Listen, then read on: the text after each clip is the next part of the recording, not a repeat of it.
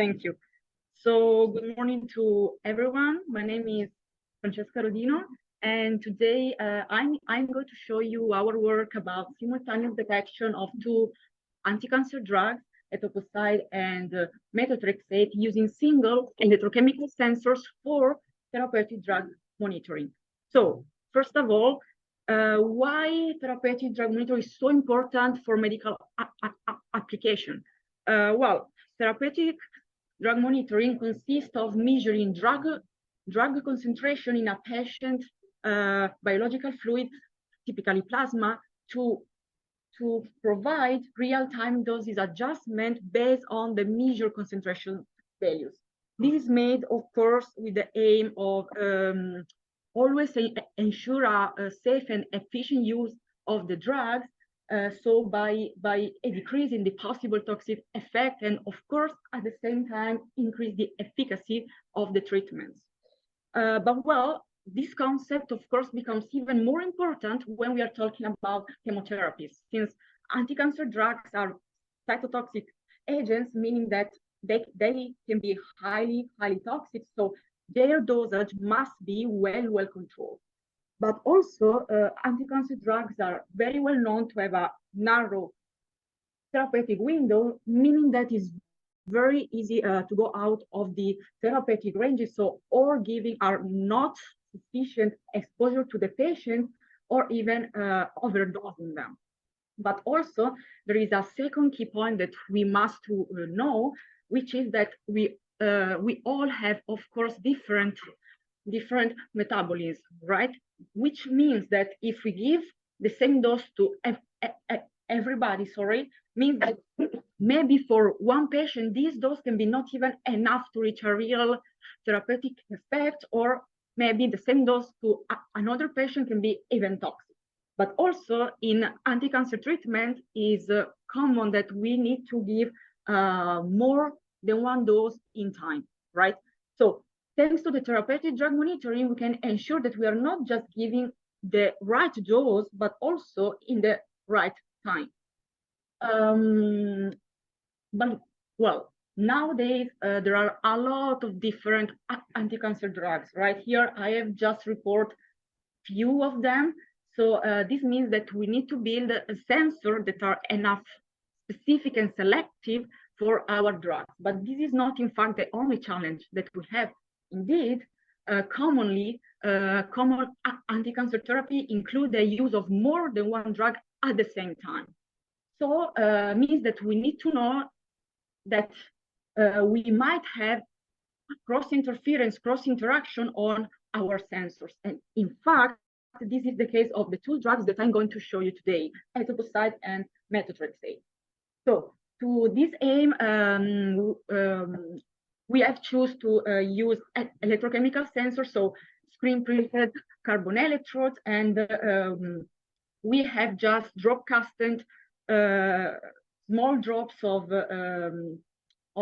drugs dissolved in PBS. So as a first step, we want to, of course, to study the electrochemical behavior of the single drugs. So starting with the Etoposide. Etoposide is an anti-cancer drug that basically interferes with the DNA replication, so inhibiting the growth of cancer cells. But well, so here you see the voltammogram of Etoposide. So this, so we have swept the voltage from 0 to 1 volt at scan rate of 20 millivolt per second. Here you see increased concentration from from 5 to 50 micromolar, and we can see that this drug goes through two oxidation at 400 and 700 millivolt, and one reduction at 280 millivolt. Also, from this plot, we can add that the first oxidation occurs reversibly, while the second one occurs irreversibly. But then, moving forward with the methotrexate. Methotrexate is an anti-cancer drug that basically interfere with the main blocks for cells replications. But let's study the voltammogram. once again, we have swept voltages from 0 to 1 volt with the same scan rate, 20 millivolt per second. In this case, oh yes, we have increased concentration from 2 to 20 micromolar. And in this case, we see that we have only one irreversible oxidation. But now the big question, of course, is what happens when both drugs are both present in our samples? Well, I've just shown you that etoposide had 2 oxidation peaks while methotrexate 1. So we were saying, okay, easy job, like 2 plus 1 is 3, right? Well, what we have instead discovered was that we have 4 peaks. In fact, a new peak is appearing at lower potentials, 150 millivolt. And for this case, we have kept fixed the concentration of methotrexate while we have increased the concentration of etoposide. But this new peak was not actually the only surprising things that we observed.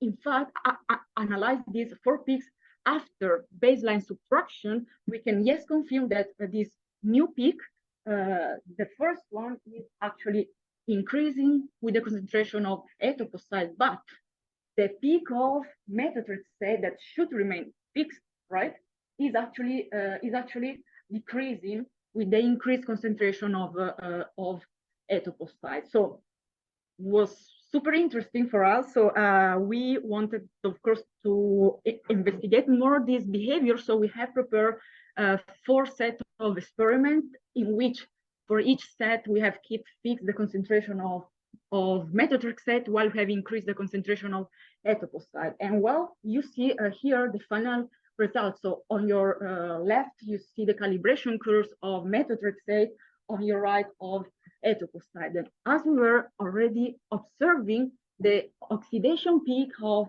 methotrexate are actually decreasing with the increased concentration of etoposide. But luckily for us, and I will tell you why luckily later, etoposide peaks seems not really influenced by the presence of methotrexate. So now the second big question is, what's going on, right? So to answer to these questions, we have studied the reaction mechanism of these two drugs. So starting with the etoposide, if we all focus, well, this is not working, but if we all focus these drugs go through to oxidation, as we were already seeing with the thermogram.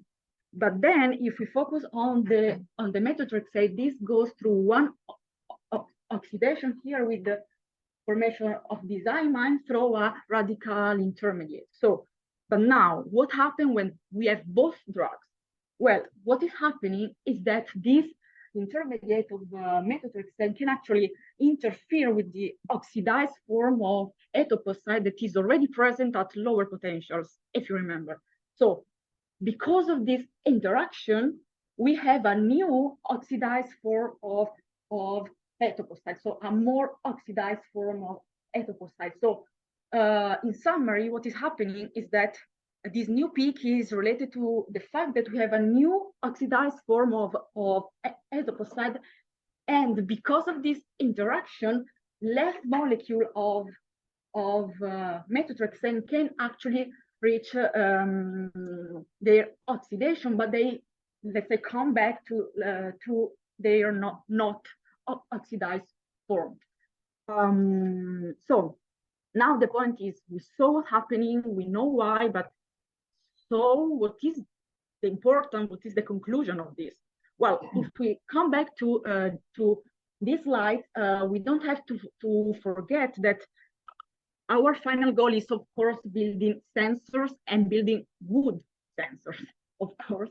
So we must know how to calibrate correctly our sensor for always giving correct results. So knowing that likely the etoposide is not influenced by the presence of methotrexate, we can first measure the concentration value of etoposide and then come back to the methotrexate, choose the correct calibration so that we can actually give the correct concentration value also of methotrexate. So in conclusion, with this presentation, I wanted to show you how much is important not only study the single behavior of our analytes, but also the crossing interaction that are happening on our sensors. And this is, of course, essential when we want to build electrochemical sensors for continuous drug monitoring and real-time doses adjustment. And with our final goal is, of course, developing point-of-care technologies for therapeutic drug monitoring toward personalized medicine and treatment. And with this, I finish. And thank you very much.